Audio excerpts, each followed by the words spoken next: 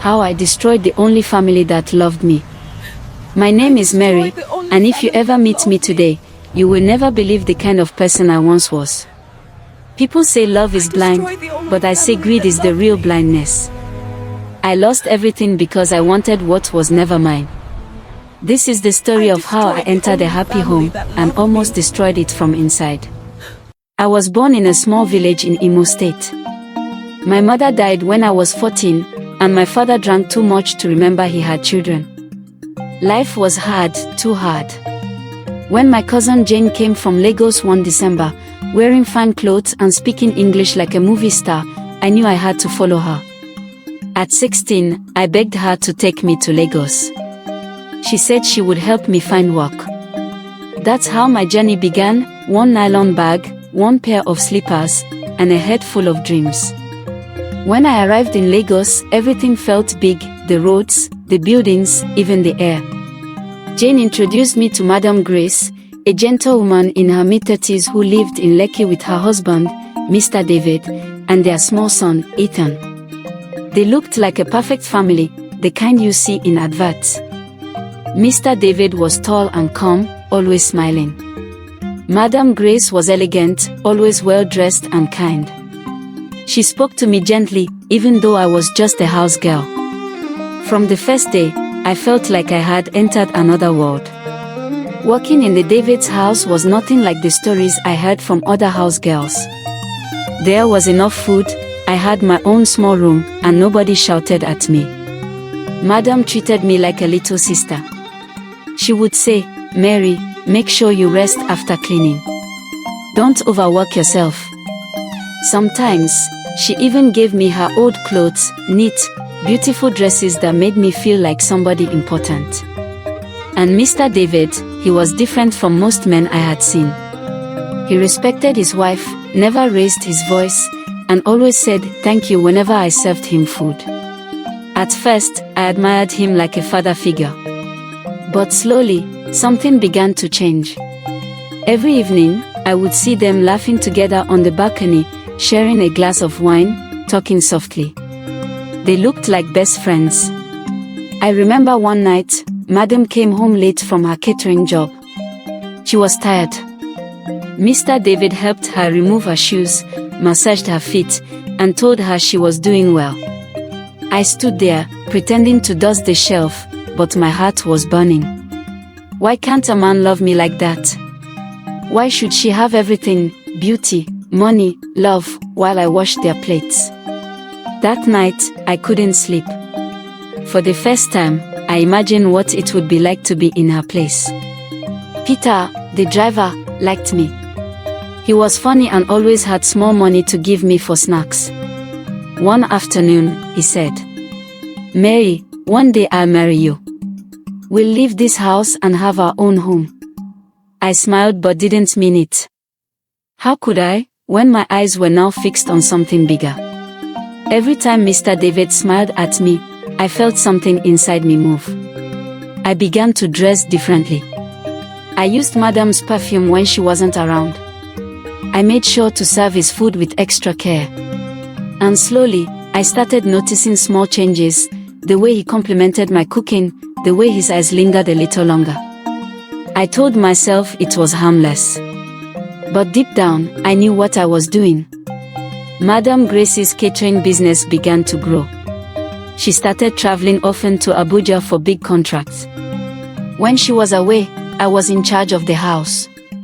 One night, during a power cut, Mr. David came back from work tired. I served him dinner and sat near him with a lantern light between us. We talked about life, about how lonely the house felt when Madam was away. He said softly, "Mary, you are very hardworking.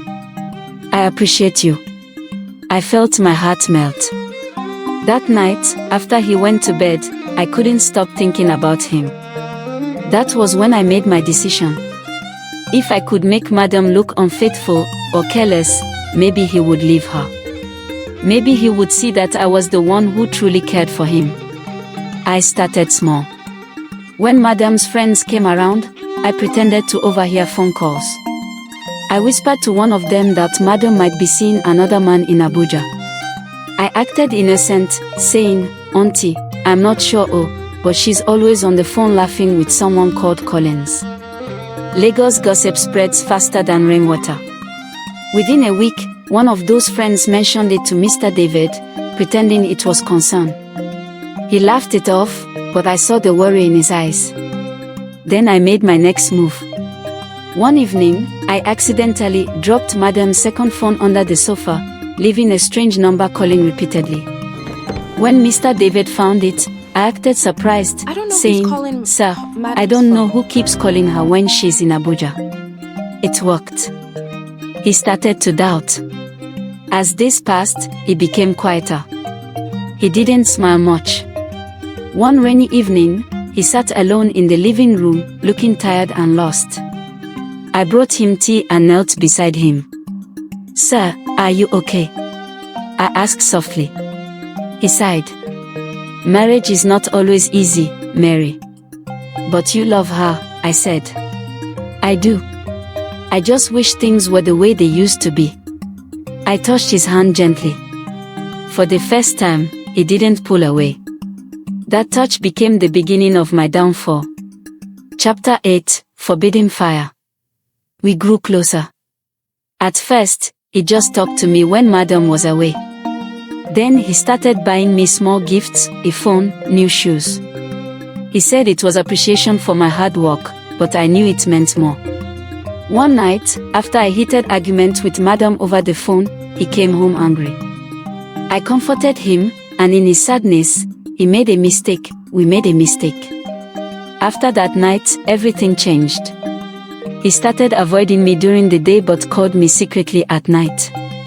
I thought I had won. I told myself Madam didn't deserve him, I did. But guilt is a heavy thing. Even when you smile, it hides behind your heart like a shadow. Madam returned earlier than expected one weekend. She noticed the tension immediately. "Mary," she asked one morning, "is everything okay? You look disturbed." I lied. I said I was fine. But that week, she found one of my hairpins on Mr. David's bedside table. I don't know what she thought, but her face changed. That night, they argued behind closed doors. I heard my name. I felt fear for the first time. I tried to talk to Mr. David the next day, but he avoided me completely. The silence between us was like punishment. Madam decided to travel again, this time taking Ethan with her. I thought it was my chance to bring him back to me. But something was different. Mr. David had changed. He said, "Mary, what we did was wrong.